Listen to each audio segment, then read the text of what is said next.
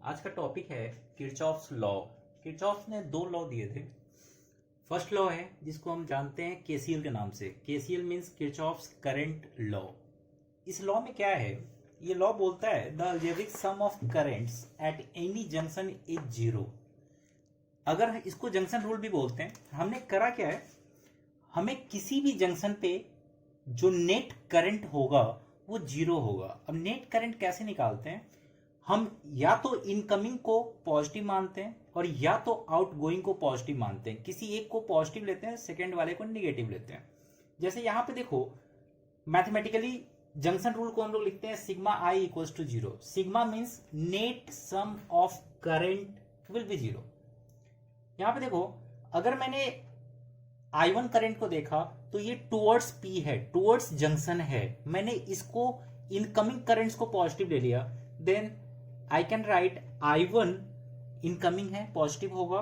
Then I2 ये भी incoming है, टुवर्ड्स P है, प्लस होगा। बट I3 को देखो, ये आउटगोइंग करंट है, इसको मैंने निगेटिव कर दिया, माइनस I3। और I4 भी आउटगोइंग करंट है, minus I4 equals to zero. It means net current at any junction should be zero. और लेने का तरीका क्या होता है, आप इनकमिंग को पॉजिटिव ले लो, आउटगोइंग को निगेटिव ले लो और सम कर दो। जो भी वैल्यू आएगी वो एक इक्वेशन प्रोवाइड कर देगी आपको। जैसे यहाँ पे इक्वेशन बन रहा है ये वाला, बट ये एग्जांपल्स के लिए लिया है, ठीक है। अब पेपर में एमसीक्यू में आता है कि किरचॉफ फर्स्ट लॉ जो है वो कौन से कॉन्सेप्ट पे बेस्ड है। This law is based on conservation of charge. Since I directly related होता है क्यू के साथ में, इसीलिए हम आप क्या बोलते हैं कि ये कंजर्वेशन ऑफ चार्ज से बना है।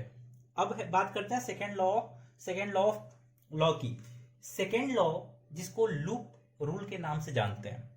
लूप रूल क्या है, ये बोलता है कि अगर आपके पास कोई भी क्लोज्ड सर्किट है तो net sum of algebraic voltage should be zero.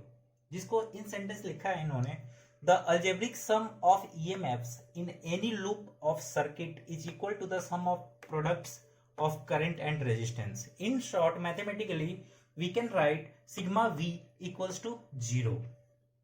इससे भी MCQ बनता है कि ये sigma V equals to zero ये कौन से लॉ पे बेस्ड है। ये बेस्ड है कंजर्वेशन ऑफ एनर्जी पे। इसको आप लोग नोट डाउन करो।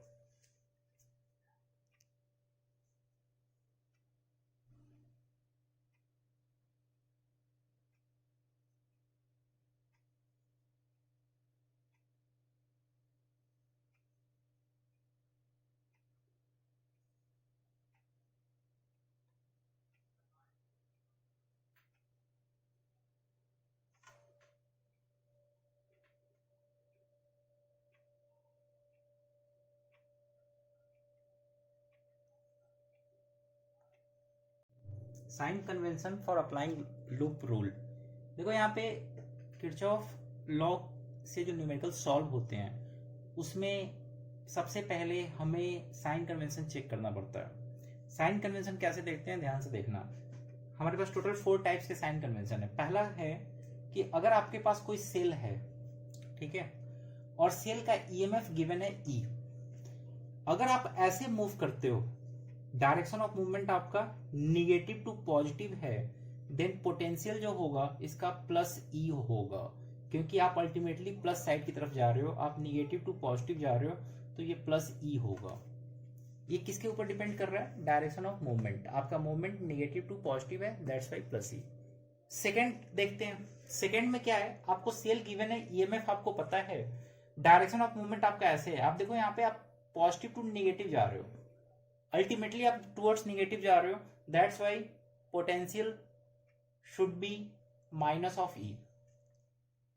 थर्ड केस है, अगर आपको सर्किट में कहीं रजिस्टर गिवन है और रजिस्टर में करंट का फ्लो इस डायरेक्शन में है और आपका जो मूवमेंट का डायरेक्शन है वो भी सेम है। अगर करंट की डायरेक्शन और डायरेक्शन ऑफ मूवमेंट दोनों सेम हो, उस टाइम पोटेंशियल जो इसका होगा, रजिस्टर का जो पोटेंशियल होता है वो होता है माइनस आई आर। और ऐसे भी ये चीज हमें ऐसे भी याद हो सकती है कि in the direction of current potential हमेशा ड्रॉप करता है।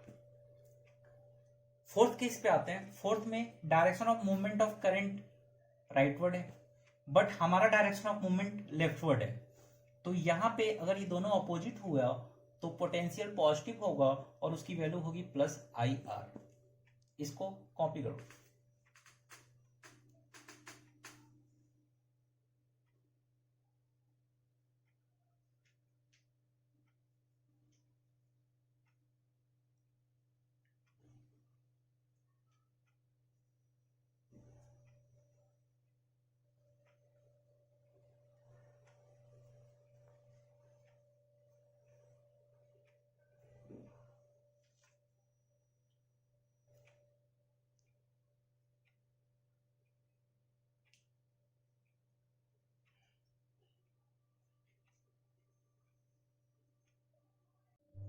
एग्जाम्पल है, इस एग्जाम्पल को ध्यान से देखना।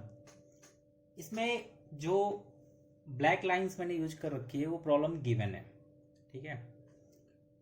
हमें कैसे लगाना होता है, लूप लॉ को कैसे लगाते हैं। सबसे पहले हम ढूंढते हैं क्लोज्ड सर्किट, क्लोज्ड लूप। हमने एक लूप ढूंढा यहाँ पे, एक लूप ये है, सेकेंड लूप ये है, ठीक है। हमने दो लूप इसमें ढूंढ लिए, थर्ड लूप भी है, इस पूरे बड़े वाले को लेना पड़ेगा आपको, तो थर्ड लूप हो जाएगा। खैर, प्रॉब्लम शुरू करने के पहले हमेशा क्या करना है, आपको ये देखना है करंट गिवन है या नहीं है। करंट अगर गिवन नहीं है, मोर देन वन अगर आपको सेल गिवन है, तो आप किसी भी सेल से करंट निकाल सकते हो, कोई प्रॉब्लम नहीं है। जैसे मान लो मैंने इस सेल से करंट निकाला, ये करंट जब फ्लो करेगा, जिसको मैंने रेड कलर से शो करा है, सपोज यहां से आई करंट निकला, तो इस जंक्शन पे जाके दो पार्ट में डिवाइड होगा। इस जंक्शन पे एक part I minus I one और एक part I one. I one इस ब्रांच से होते हुए क्रॉस करेगा और इस ब्रांच से आई माइनस आई वन, दोनों यहाँ मीट करेंगे और मीट करने के बाद करंट हो जाएगा आई। बैटरी सेल को वापस आई मिला। हमेशा जब करंट का आप डिस्ट्रीब्यूशन करेंगे, आपके दिमाग में एक चीज होनी चाहिए, सेल से आप जितना करंट निकालते हो उतना ही आपको वापस रिटर्न देना पड़ता है। अगर आपने सेल से सेम करंट निकाल के सेम वापस कर दिया, तभी आपका करंट डिस्ट्रीब्यूशन राइट होता है, ठीक है। चलो मैं यहाँ पे क्या करता हूं, मैंने एक लूप कंसीडर कर लिया क्लॉकवाइज डायरेक्शन में, ऐसे इसको मैंने लूप वन नेम दे दिया। ये पूरा जो है लूप वन है, AFEBA। अब इसमें हमें मूव करना है। सपोज मैं यहां से मूव करता हूं, तो हम देखो यहाँ पे सेल लगा हुआ है। सेल के लिए हमें पता है कि हम देखते हैं कि हम अल्टीमेटली किस टर्मिनल की तरफ जा रहे हैं। तो हम पॉजिटिव टू निगेटिव जा रहे हैं, इसलिए हम इसके लिए यूज करेंगे माइनस आई माइनस ई। देखो माइनस ई की वैल्यू कितनी है, -12। देन यहां पे जब देखोगे तो करंट इसमें ऐसे जा रहा है और आपका मूवमेंट ऐसे है। मैंने बताया जब आप करंट के अपोजिट मूव करोगे रजिस्टर में, तो पोटेंशियल होता है प्लस आई आर। तो यहाँ पे देखो इस ब्रांच में करंट कितनी है, आई, और रजिस्टर कितना है, R1, आई R1।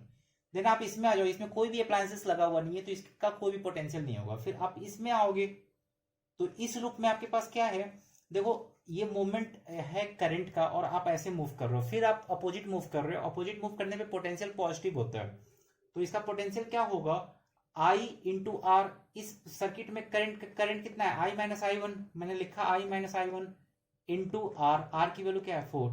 फिर वापस आप जिस पॉइंट से चल रहे थे वहीं पे वापस आ गए और कोई भी अप्लायंसेस बीच में लगी हुई नहीं है, तो नेट पोटेंशियल क्या होगा, 0। इससे आप अपनी इक्वेशन बना सकते हो और उस इक्वेशन से आप सॉल्व कर सकते हो। अब आते हैं सेकेंड लूप पे। सेकेंड लूप मैंने इसको कंसिडर किया है, मैंने इसमें अपना डायरेक्शन ऑफ मूवमेंट क्लॉकवाइज रखा है। हम पहले बी टू ई मूव करते हैं। यहाँ पे देखो करंट की डायरेक्शन और आपका मूवमेंट का डायरेक्शन दोनों सेम है, तो जब दोनों सेम होता है तो वोल्टेज ड्रॉप करता है। उस टाइम यहाँ पे वोल्टेज कितना होगा, माइनस आई आर। देखो इसमें कितना करंट फ्लो कर रहा है, आई माइनस आई वन, और आर की वैल्यू कितनी है, 4। That's why I have written minus I one into R. फिर आप इस ब्रांच में आ जाओ, इसमें कोई भी ना रजिस्टर है ना ईएमएफ है, इसमें कुछ नहीं होगा। फिर आप यहाँ पे आओगे तो आप देखो आप ऐसे मूव कर रहे हो, करंट ऐसे मूव कर रहा है, अपोजिट मूवमेंट है। अपोजिट मूवमेंट हमेशा क्या होता है, प्लस आई आर। यहाँ पे करंट क्या है, I1, करंट है I1 और रजिस्टर क्या है, R2। मैंने लिखा I1 इंटू R2। देन आप यहाँ पे आओगे, ये सेल है, सेल में आप निगेटिव टू पॉजिटिव आ रहे हो, तो ये प्लस E2 होगा, प्लस E2। फिर आप वापस यहाँ पे B पे आ गए, जहां से चला था आपने, आप वहीं पे पहुंच रहे हो, तो E2 इक्वल्स टू 0। इससे आप अपनी सेकेंड इक्वेशन बना सकते हो, जो भी अननोन है आप उसको सॉल्व करके कैलकुलेट कर सकते हो। बाकी इस पे जितने एग्जाम्पल्स है वो सारे वर्कशीट से कराए जाएंगे। अभी कॉन्सेप्ट के लिए आपको इतना नोट डाउन करना है।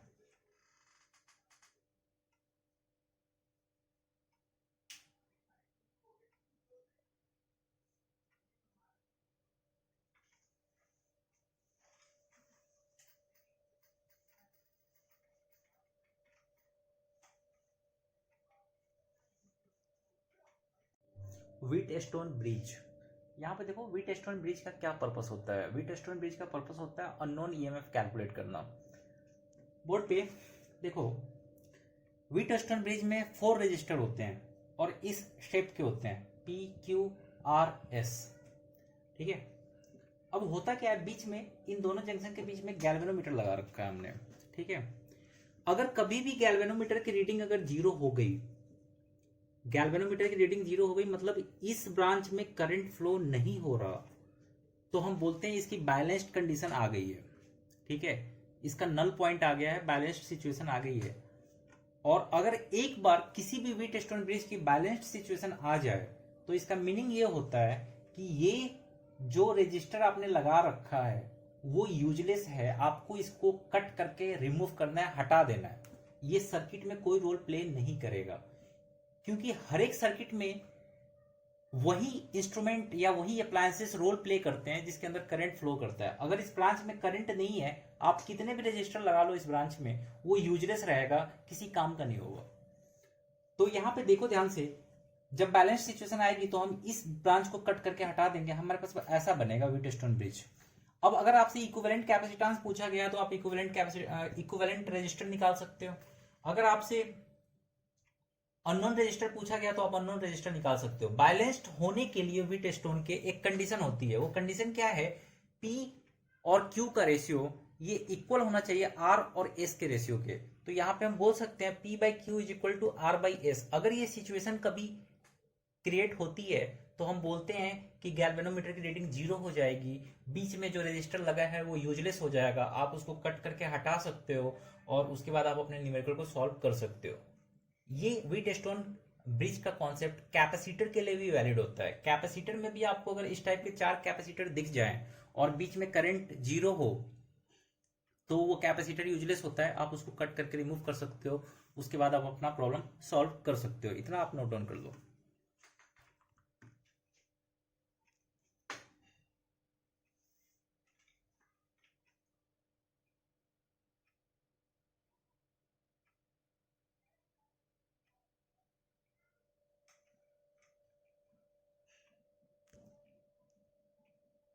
Capacitance of parallel plate capacitor with conducting slab. Conducting slab का मीनिंग क्या हुआ? कंडक्टिंग स्लैब का मीनिंग ये हुआ कि आपने किसी कंडक्टर को पुट किया है, कहां पे? पैरेलल प्लेट कैपेसिटर के अंदर में।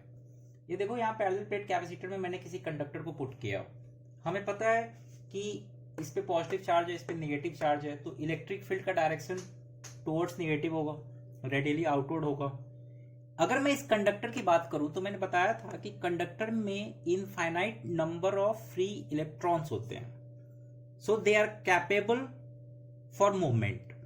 अब जैसे ये फोर्स क्यूवी अप्लाई होगा, सारे पॉजिटिव चार्ज इस एज पे शिफ्ट कर जाएंगे, सारे नेगेटिव चार्ज अपोजिट एज पे शिफ्ट होंगे, और ड्यू टू दैट यहां पे एक इंड्यूस्ड फील्ड इस डायरेक्शन में क्रिएट होगा, और जब हम इसका नेट कैलकुलेट करते हैं तो नेट इलेक्ट्रिक फील्ड 0 आएगा। ये कॉन्सेप्ट ऑलरेडी मैंने प्रीवियस वीडियोज में शो करा है। अब यहाँ पे बात करते हैं कि कैपेसिटी कितनी होगी, कैपेसिटेंस हम कैसे कैलकुलेट करेंगे। कैपेसिटेंस के लिए हमारे पास होता है Q/V, और मैंने बता रखा है कि हमेशा कैपेसिटेंस कैलकुलेट करने के लिए पहले V कैलकुलेट करते हैं, पोटेंशियल कैलकुलेट करते हैं। पोटेंशियल को कैलकुलेट करने के लिए अपने पास फॉर्मूला होता है dV is equal to -E.dr। आप देखो यहाँ पे इस फ्री स्पेस में जो इलेक्ट्रिक फील्ड वर्क कर रहा है वो है E0, और इस फ्री स्पेस की थिकनेस कितनी है? D-T। तो हम क्या लिखेंगे? E0 into D-T। अगर मैं इस स्लैब में बात करूं कि स्लैब में इलेक्ट्रिक फील्ड कितना होगा, स्लैब में इलेक्ट्रिक फील्ड 0 है और इसकी थिकनेस है T, तो इसके थ्रू जो इलेक्ट्रिक फील्ड होगा वो 0 होगा। तो यहाँ पे नेट इलेक्ट्रिक फील्ड जो प्रेजेंट है वो due to free space available inside the parallel plate capacitor है। अब हमने V कैलकुलेट कर लिया, इसकी वैल्यू को इक्वेशन 1 में पुट करते हैं, then C equal to Q/V। Q की वैल्यू मैंने यहां से कैलकुलेट कर लिया, क्योंकि sigma means surface charge density will be Q/A, और क्रॉस मल्टीप्लाई करने पे आप Q की वैल्यू कैलकुलेट कर सकते हो। देन हमें ये पता है जो फ्री स्पेस में इलेक्ट्रिक फील्ड है उसकी वैल्यू क्या होगी? Sigma upon epsilon not. यहां से E0 कैलकुलेट करा, वैल्यू उठा के पुट करा, तो हमें C कैपेसिटेंस का फॉर्मूला मिल रहा है A epsilon not upon D minus T. इसको आप नोट डाउन कर दो।